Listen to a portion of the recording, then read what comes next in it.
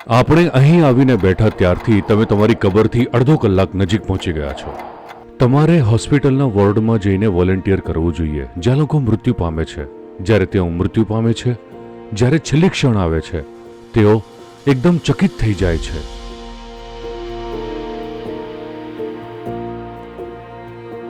મારો પ્રશ્ન છે કે ધારો કે માનવતા આ ખૂબ જ અશાંત તબક્કામાંથી પસાર થઈ જાય તો આપણે શું કરીશું?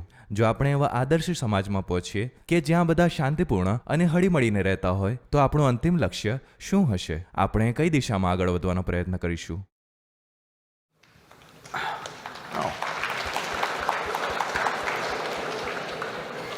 Is it a deal between you and these guys? શું તમારા અને આ લોકો વચ્ચે કોઈ ડીલ થઈ છે?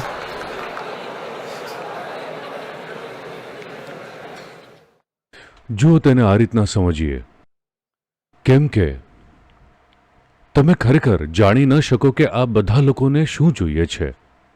તમે પોતાને જુઓ. અત્યારે તમે વિચારી રહ્યા છો કે તમારે એન્જિનિયર બનવું છે.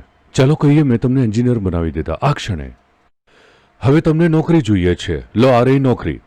હવે તમને પ્રમોશન જોઈએ છે, લો આ રહ્યો. હવે તમને એવોર્ડ જોઈએ છીએ, લો આ એવોર્ડ. હવે તમને સંપત્તિ જોઈએ છે, લો મેં તમને સંપત્તિ અપાવી દીધી.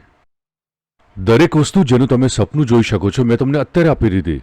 હવે શું જોઈએ છે બોલો?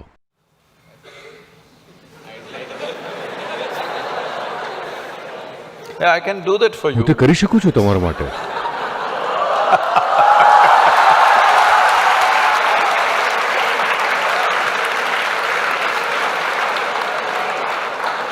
ચાલો કહીએ કે મને નોકરી જોઈએ છે. હું અત્યારે નોકરી માટે કોશિશ કરી રહ્યો હતો. Yes. Now હવે આપણે we are looking at the end game, right? આપણે અંતિમ લક્ષ્યની વાત કરી રહ્યા છીએ, બરાબર?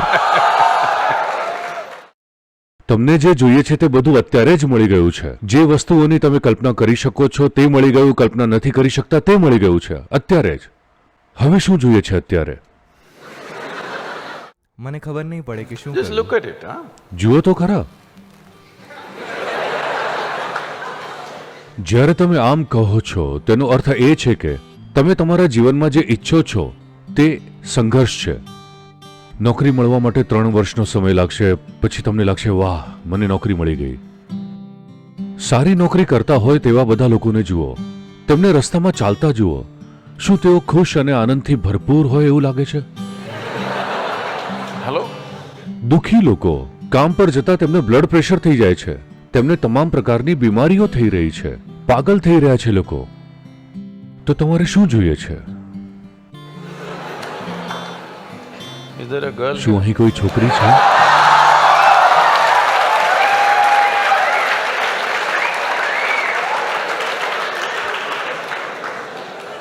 What do you want? શું જોઈએ છે તમારે? હવે મને ખબર નથી. તે સારું છે. I do મને not ખબર know. I નથી, like મને that. તે ગમે છે. કારણ કે વાસ્તવમાં તમે જાણતા નથી. દરેક વ્યક્તિ તેમના જીવનના દરેક પગલા પર પોતાને મૂર્ખ બનાવે છે. એમ વિચારીને કે મારે એન્જિનિયર બનવું છે, મારે એન્જિનિયર બનવું છે, તે તમને 5-7 વર્ષ સુધી વ્યસ્ત રાખશે. ને એના પછી મારે જોબ જોઈએ છે, જોબ જોઈએ છે, એ તમને બીજા 5-7 વર્ષ બિઝી રાખશે. હવે તમને આ પ્રકારની કે આ પ્રકારની જોબ જોઈએ, એ તમને બીજા 5-7 વર્ષ વ્યસ્ત રાખશે. હવે મારે આટલા પૈસા જોઈએ, આટલી સંપત્તિ જોઈએ, તે તમને બીજા 25 વર્ષ વ્યસ્ત રાખશે. હવે મને આ પ્રકારની છોકરી જોઈએ કે આ પ્રકારની કે છોકરો જોઈએ, તે તમને બીજા અમુક વર્ષો વ્યસ્ત રાખશે. પછી બાળકો આવશે, હું ઈચ્છું છું કે મારું બાળક આ બને. વેલ, અમે તમારા અંતિમ સંસ્કારની તૈયારી કરી રહ્યા છીએ.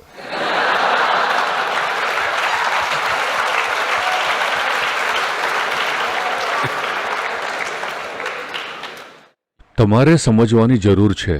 તમારે ફક્ત આ સમજવાની જરૂર છે.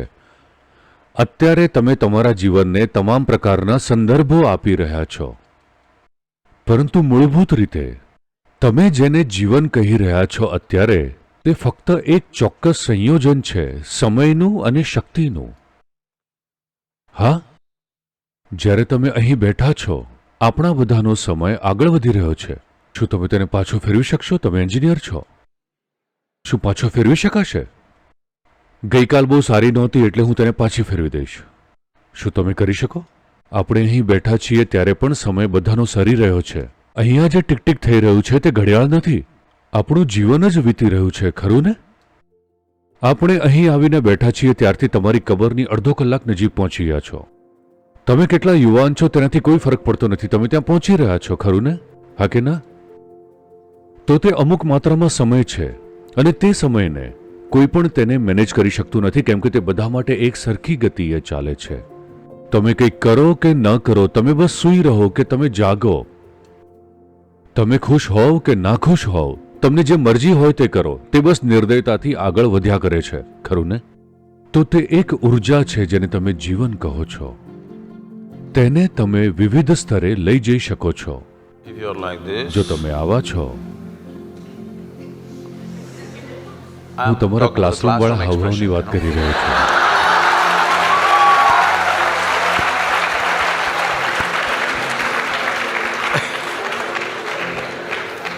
જો If તમે you're આવા like હો, this, 24 24 કલાક hours તમને feel like હજારો વર્ષ જેવા 1000 લાગશે. years.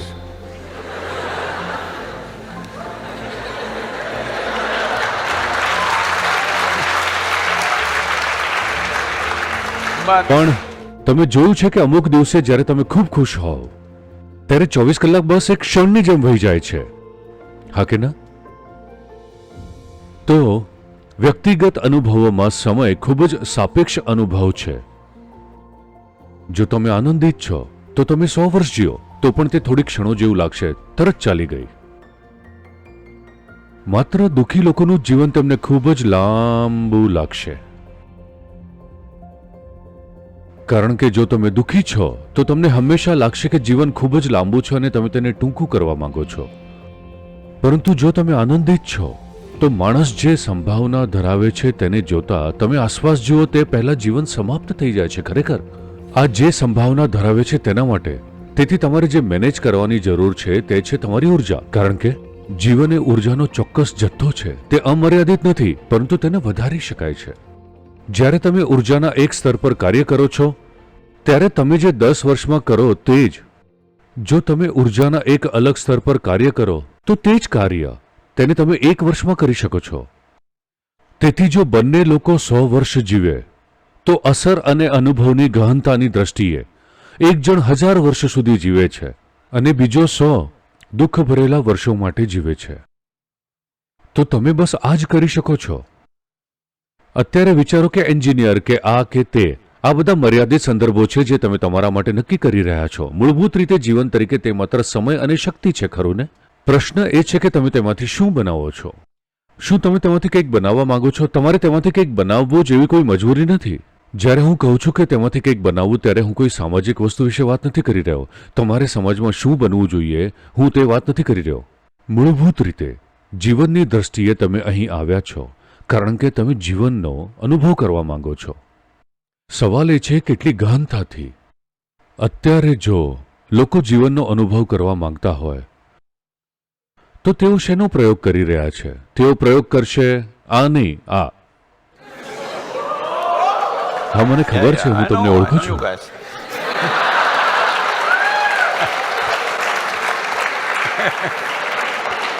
અથવા તેઓ આનો પ્રયોગ કરશે, અથવા તેઓ કંઈક બીજું પ્રયોગ કરશે. તેઓ જે પ્રયોગ કરશે તે એ વિશે હશે કે તમારી ક્ષમતાને કેવી રીતે ઓછી કરવી. તમે જાણો છો, યુનાઇટેડ સ્ટેટ્સે કેટલાક રાજ્યોમાં ગાંજાને કાયદેસર બનાવી દીધું છે. તેથી જ્યારે હું કેટલીક કોલેજો અથવા યુનિવર્સિટીઓમાં ગયો ત્યારે તેઓ મને પૂછે છે, સદ્ગુરુ, તમે શા માટે સમર્થન કરતા નથી? તમારા જેવા કોઈએ અમારા માટે ગાંજાને કાયદેસર કરવો જોઈએ. મેં કહ્યું, કોઈ વાંધો નહીં, આપણે ગાંજાને કાયદેસર કરાવી દઈએ, કોકેઇનને કાયદેસર કરાવી દઈએ, મેથને કાયદેસર કરાવી દઈએ. શું સમસ્યા છે? માત્ર એક જ વાત એ છે કે તમે તેને કાયદેસર કરવા માંગો છો જેથી કરીને તમે તે ફૂંકીને કોલેજમાં આવી શકો, ખરું ને? તે ઠીક છે, પરંતુ ચાલો કહીએ કે તમે એક નાના વિમાનમાં ઉડવા માંગો છો અને પાયલટ ફૂંકીને આવે છે. You want to fly with him? તમે તેની સાથે ઉડશો? કારણ કે તે Because the વ્યક્તિ guy is પહેલેથી જ already flying વિમાન without વિડા ઉડી airplane. રહ્યો છે.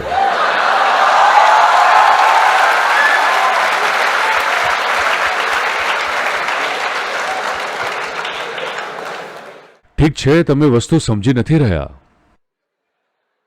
તમારે મોટી સર્જરીની જરૂર છે અને સર્જન ફૂંકીને આવે છે. તો તમે સર્જરી કરાવશો? અરે નહીં. તો પછી તમે સ્પષ્ટપણે સમજો છો કે આ તમારી ક્ષમતાને ઘટાડે છે. હું ઈચ્છું છું કે તમે બધા આને જુઓ. શું તમે માનો છો કે તમારી ક્ષમતાને ઓછી કરીને તમે જીવનને ઉન્નત કરી શકો છો? હલો? જો તમે આ જીવનને ઉન્નત કરવા માંગો છો તો તમારે તમારી ક્ષમતાઓને ખૂબ સારી રીતે વધારવી જોઈએ. આ એક અને એકમાત્ર રસ્તો છે. તમારી ક્ષમતાને ઓછી કરીને તમે એમ ન વિચારી શકો કે તમારું જીવન ઉન્નત થઈ રહ્યું છે. તે કેવા પ્રકારની મૂર્ખતા છે? ફક્ત એટલા માટે કે તે તમને થોડું આમ બનાવે છે. હું તમને હંમેશા આવો અનુભવ કરાવી શકું છું. તે કેવું રહેશે? કોઈ પણ પદાર્થ વગર હું હંમેશા આવો જ હોઉં છું. Look at my eyes, I'm મારી stoned. આંખો જુઓ, હું નશામાં છું. Yeah. ક્યારેય કોઈ પદાર્થ સ્પર્શ્યો નથી, પરંતુ હંમેશા નશામાં ધૂત છું. કેમ કે હું ઈચ્છું છું કે તમે આ સમજો. પૃથ્વી પરની સૌથી મોટી રાસાયણિક ફેક્ટરી અહીં છે. જો તમે આના સારા મેનેજર છો તો તમે અંદરથી તમને જોઈતો કોઈ પણ અનુભવ ઉત્પન્ન કરી શકો છો અને તમારી ક્ષમતાઓમાં પણ વધારો કરી શકો છો. જો તમે કોઈ અનુભવ કરી રહ્યા હોવ તો તે અનુભવ કરવા માટે પણ તમારી ક્ષમતાઓમાં વધારો થવો જોઈશે, ખરું ને? શું આ પૃથ્વી પરની સૌથી મોટી રાસાયણિક ફેક્ટરી છે? સૌથી અત્યાધુનિક? શું તમે મારી સાથે સહેમત છો? અહીં કોઈ કેમિકલ એન્જિનિયરો છે? તો હું પૂછું છું, તમે તમારી સિસ્ટમને કેવી રીતે મેનેજ કરી રહ્યા છો? તમે શું કર્યું છે? અમે તમને આવું અત્યાધુનિક મશીન આપ્યું છે. શું તમે ઓછામાં ઓછું તેનું યુઝર મેન્યુઅલ વાંચ્યું છે? No. બંધ આંખે કશુંક કરે જાઓ અને પછી તમને લાગે કંઈક ખાવાથી આને સરખું કરી શકાશે? ના, મારા પર વિશ્વાસ કરો. આ જીવનને ઉન્નત બનાવવાનો એક અને એકમાત્ર રસ્તો એ છે કે તમારી ક્ષમતાઓ અત્યંત તેજસ્વી હોય. તમે જે રીતે જુઓ છો, સાંભળો છો, સૂંઘી શકો છો, સ્વાદ અનુભવો છો અને સ્પર્શ કરો છો, જો આ બધું ઉન્નત થાય તો શું જીવન ઉન્નત થાય? ઘણી બધી રીતે. તેમાં તેનાથી ઘણું વિશેષ છે, પણ તમારા અનુભવના આધારે કહી રહ્યો છું. ધારો કે તમે તમારી બાજુમાં બેઠેલા વ્યક્તિ કરતાં બમણું સારું જોઈ શકો છો, તો શું તમારું જીવન ઉન્નત થયું છે? જો તમે વધુ સારી રીતે સ્વાદ પરખો તો શું જીવન ઉન્નત થયું છે? જો તમે સારું અનુભવ્યું તો શું ઉન્નત થયું? જો શું સારું સાંભળ્યું તો જીવન ઉન્નત થયું? આ સ્તર પર તમે આને સમજો છો, પરંતુ માનવ ક્ષમતાઓના અન્ય ઘણા પરિમાણો છે. જો તમે આને વધારશો, જો તમે અહીં બેસો તો તમે અહીં બેઠા બેઠા જ આનંદિત થઈ જશો. તમે કોઈ પદાર્થને અડવા નહીં માંગો, કેમ કે અહીં બેસવું એ તમારા જીવનનો સૌથી મોટો અનુભવ છે. તો હવે અંતિમ લક્ષ્ય શું છે? જો તમારી પાસે બધું જ હોય તો તમે શું ઈચ્છો છો? જો તમારી પાસે એવું બધું હોય જેનું તમે ક્યારેય સપનું જોયું હોય, બધું જ અહીં છે, તો તમે શું ઈચ્છો છો? તમારે વિચારવું જ જોઈએ, ખરું ને? હું જવાબ નહીં આપવાનો. જો તમે તમારા જીવનમાં તે વિચારવા જેટલું પણ રોકાણ ન કરો તો તેનો અર્થ કે તમે ખૂબ જ ટૂંકી દ્રષ્ટિવાળા છો. હેલો? આવું એકવાર ગૌતમ બુદ્ધ સાથે થયું હતું. શું તમે ગૌતમ બુદ્ધનું નામ સાંભળ્યું છે? એક જ્યોતિષની આગાહીને કારણે તેમના પિતાએ સાંભળ્યું હતું કે કાં તો તે એક મહાન સમ્રાટ અથવા તો એક મહાન ઋષિ બની શકે છે, અને તે ઈચ્છતા હતા કે તેઓ એક મહાન સમ્રાટ બને. તેમણે આ છોકરાને સુરક્ષિત રાખ્યો અને તેને એક અલગ મહેલમાં રાખ્યો, જ્યાં આ તમામ વૈભવ હતો. તમે જે પણ કંઈ ઈચ્છો તે બધું જ હતું. તેના લગ્ન ખૂબ જ સુંદર યુવતી સાથે કરાવ્યા. બધું જ બરાબર હતું. ના, તેમને કોઈ દુઃખ દેખાવું ન જોઈએ. પણ એક દિવસ તેઓ બહાર ગયા. તેમણે એક વૃદ્ધ માણસને જોયો અને પૂછ્યું, આ વ્યક્તિ આવો કેમ છે?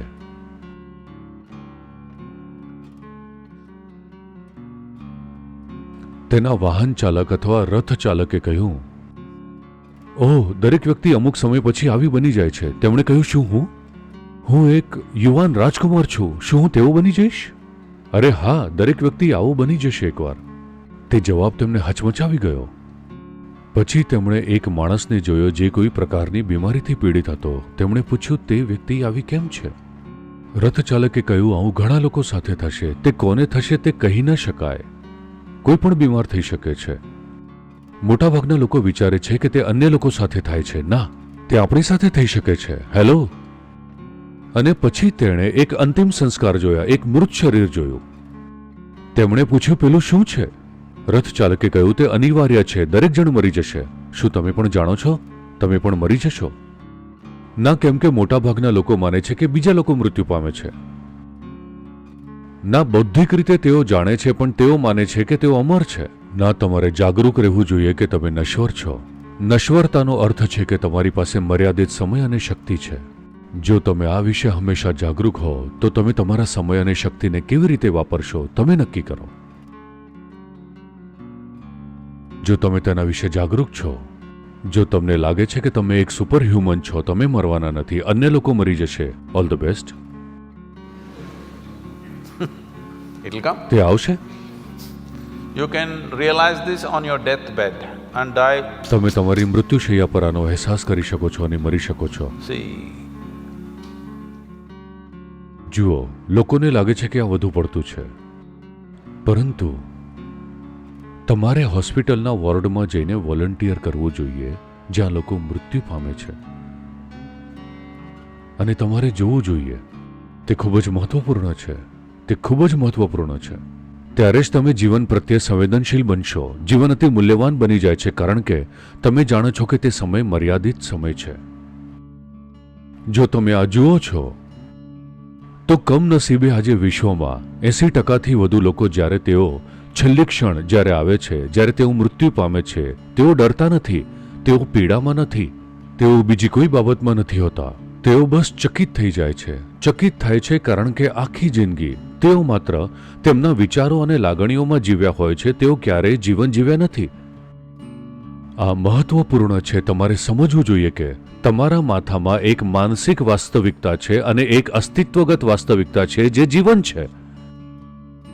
મોટાભાગના લોકો તેમની માનસિક વાસ્તવિકતાને અસ્તિત્વગત સમજવાની ભૂલ કરી રહ્યા છે. તમારા વિચારો અને લાગણીઓ બ્રહ્માંડ કરતાં વધુ મહત્વના બની ગયા છે, ખરું ને? તમે શું વિચારો છો, તમે કઈ બકવાસ વિચારો છો અને અનુભવો છો, તે બ્રહ્માંડ કરતાં વધુ મહત્વનું બની ગયું છે, નહીં?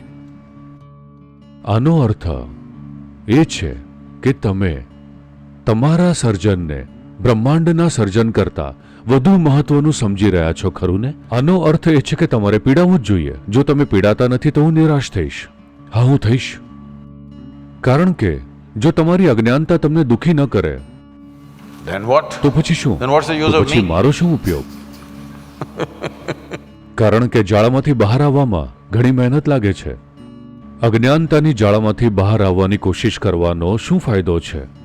જ્યારે લોકો પોતાની અજ્ઞાનતામાં અદ્ભુત રીતે જીવી રહ્યા હોય તો શું ફાયદો છે? જ્ઞાનનો ઉપયોગ કે જાણવાનો ઉપયોગ શું છે? આત્મજ્ઞાનનો ઉપયોગ શું છે? સાક્ષાત્કારનો ઉપયોગ શું છે? જો લોકો તેમની અજ્ઞાનતામાં સંપૂર્ણ આનંદથી જીવી શકે તો સાક્ષાત્કારનો અર્થ શું છે? તેનો અર્થ શું છે? જ્યારે તમે અજ્ઞાનમાં હોવ ત્યારે તમારે પીડાવું જ જોઈએ. હું ઈચ્છું છું કે તમે જાણો, અત્યારે પૃથ્વી પર સૌથી દુષ્ટ વસ્તુ દુષ્ટતા નથી, તે અજ્ઞાનતા છે.